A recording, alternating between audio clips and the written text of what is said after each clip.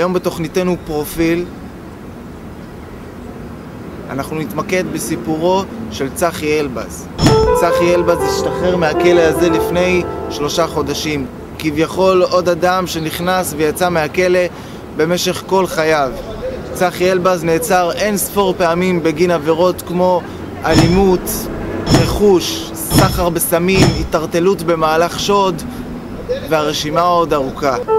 כשצחי השתחרר מהכלא לפני 3 חודשים, קצין המבחן שלו טען שתוך 2-3 מקסימום צחי חוזר למעגל הפשע.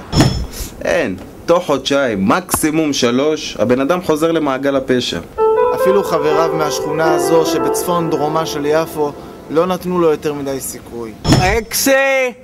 הבן אדם חוזר למעגל הפשע, רז בנמו חוזר למעגל הפשע. אקסה!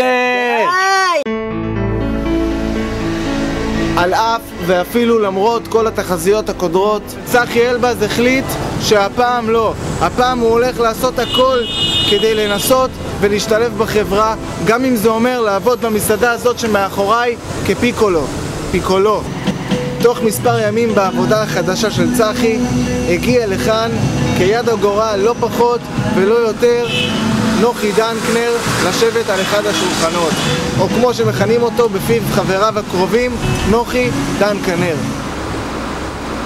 צחי שראה את ההזדמנות החד פעמית לא התבייש לגשת לנוחי ולספר את סיפורו.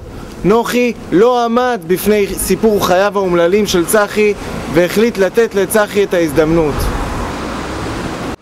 היום 3 חודשים אחרי המצב נראה שונה לחלוטין, אחרת לגמרי ממה שצפה קצין המבחן או שחבריו לשכונה יכלו לתאר לעצמם. צחי אלבז, גבירותיי ורבותיי, נהרג בתאונת דרכים. אבל אין, תראה מה זה בן אדם. יהי זכרו ברוך. יהי ברוך זכרו. נתראה בפרק הבא של פרופיל. ועד אז שכל אחד ישמור על הפרופיל שלו.